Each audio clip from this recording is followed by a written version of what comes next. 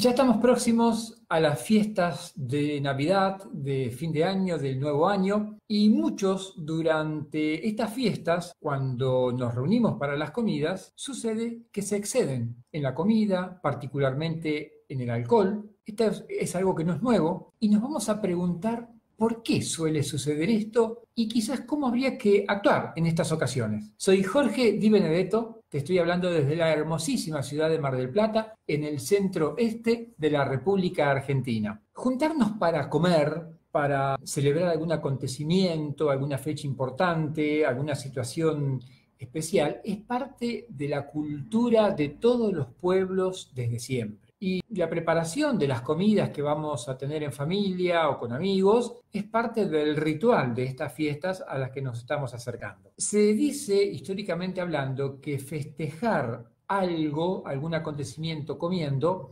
viene desde la época en que se descubrió el fuego y el hombre comenzó a cocinar, y allí en torno a la hoguera, con un sentido social y a veces también dándole un sentido religioso, empezaron las primeras reuniones en donde se empezó a compartir, como decía, la comida y también dándole un sentido a veces espiritual, religioso o simplemente compartir con los demás. Si miramos la historia, está llena de hechos en los que la comida y la bebida, las reuniones, tenían una particularidad importante. Digamos, siempre que hay grandes hechos suele haber comidas en torno a las cuales se celebra, se festeja algún acontecimiento. Yo en esta ocasión me voy a referir solamente a dos. Uno está narrado en un libro que se llama justamente El Banquete, que lo escribió Platón allá por el siglo V y IV a.C., y el libro pone la situación que era muy común entre los griegos en aquella época,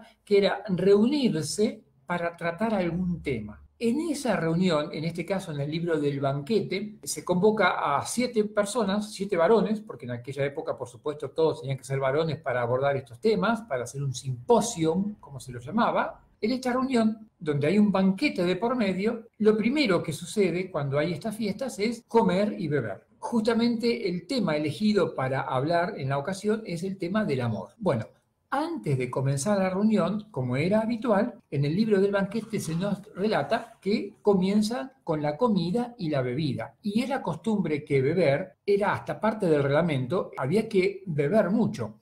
De hecho, a Platón mucho no le gustaba esto de los banquetes y por eso pone en boca de un médico, que es uno de los 7 oradores que van a hablar sobre el amor, tan luego sobre este tema. El médico este dice en un principio que, bueno, que sean moderados todos en la bebida, porque el tema es muy importante, y que no haya excesos. Pero en realidad, como decía, las pautas para este tipo de simposium, el tema del alcohol era tomar bastante alcohol. Era tan importante de esto de en las reuniones tomar y después abordar un tema, que había una frase que decía que la verdad no solamente estaba en la filosofía o que se descubría a partir del filosofar, sino que también la verdad venía gracias al vino. De hecho, había una frase que dice así: in vino veritas. En el vino está la verdad. La frase está latinizada, el original era griego, obviamente. Una frase extendida, como para decir que el vino era parte del descubrimiento de la verdad y entonaba para poder tratar algún buen tema. De hecho, en este banquete se relata que fueron hablando todos los expositores sobre el tema del amor y el último orador ya prácticamente habló estando borracho.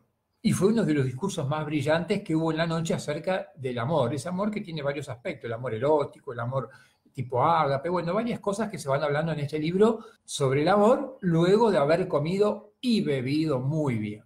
Otra comida muy importante, un poco relacionada con la fecha que vamos a celebrar ahora, el tema de la Navidad, digo relacionada porque no tiene que ver con la Navidad, es la última cena de Jesucristo con sus apóstoles. Un acontecimiento importante donde él instituye la Eucaristía, donde, bueno, depende de las creencias de cada uno dentro del mundo cristiano, donde esta cena tiene una particularidad de importancia, donde comienza la Pascua, etcétera. ¿O en qué ámbito se celebra? Comiendo y bebiendo. Simplemente que en esta comida hay más sobriedad. Solamente hay pan y hay vino. Por lo menos no tenemos datos de que haya habido excesos. Se genera una tradición ahí, pero no hay excesos por lo que nos cuentan, digamos, los datos de la época. Esto como para decir, para traer dos ejemplos, el hecho del banquete que un poco sintetiza lo que era muy propio de la época y lo de la última cena por la importancia y el conocimiento que tiene, pero como para decir que todos los hechos importantes en general en la historia tienen un correlato o un contexto, mejor dicho, de comida, bebida, como para darle, digamos, un marco a ese festejo. Incluso es interesante ver cómo hoy en día, ¿no? Todos los festejos familiares, aún entre las clases de personas más humildes económicamente hablando, se hacen grandes esfuerzos para que no falte la comida y la bebida. Hablemos de un nacimiento, de un bautismo, de un cumpleaños de 15, de un casamiento, de la llegada de un amigo que se había ido, etcétera, etcétera. Ahora, del festejo, que podemos decir que es un acto netamente humano, muy lindo, al exceso hay un paso que convendría analizar y que yo lo quiero compartir y pensar juntos. Y aquí recurro a quien es considerado como el padre de la psicología, Sigmund Freud, que dice en una parte, el exceso de comida y principalmente del alcohol, él incluye también a las drogas, no es el tema ahora, de hecho el alcohol es una droga legal. El exceso de comida y principalmente del alcohol se debe al intento de recurrir a una sustancia embriagante que nos embote en los sentidos y nos haga más tolerable soportar las limitaciones y restricciones que nos impone la cultura. Es decir, haciéndolo más sencillo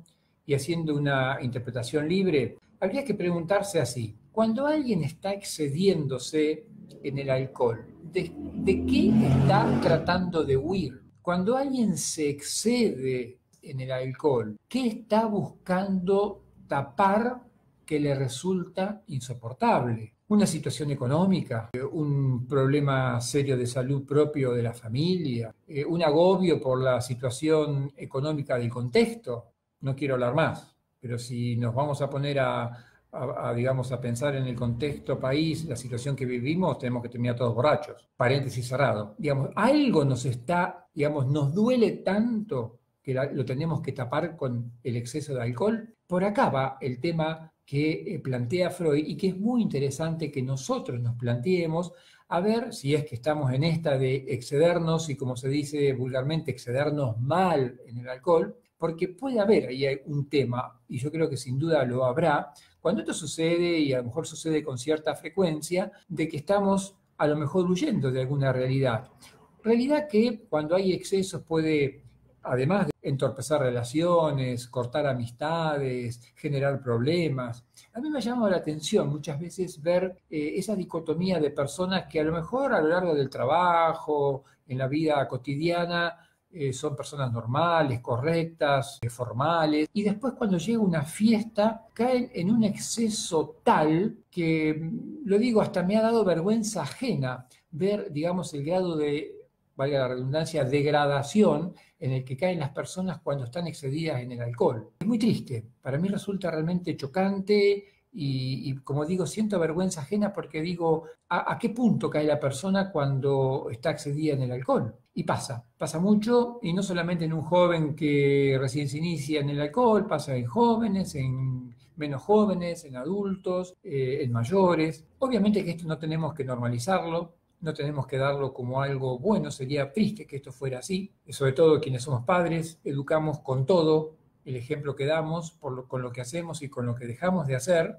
Hay un psicólogo del cual tomo varios conceptos de este video, que se llama Guillermo Kressel, que él dice lo siguiente y me parece sumamente interesante y que abarca a todos los que en esta fiesta tienen alguna fe cristiana, religiosa o no. Él dice, el acento debería estar en aquello que se festeja, en el con quién nos reunimos a comer y beber, y no tanto ni principalmente en la comida o la bebida. De esta forma no habrá excesos, te lo digo yo, que no son para nada saludables, no hacen bien. Para quien festeja estas fiestas con un sentido de fe cristiana, podemos decir que los excesos no son cristianos. Y si alguien festeja sin un sentido de fe, porque aprovecha esta fiesta para tener una cuestión más social, más de familia, convendría recordarles y recordarnos esa frase completa que después acuñó un historiador latino, a esa frase in vino veritas, se la completó con una segunda parte,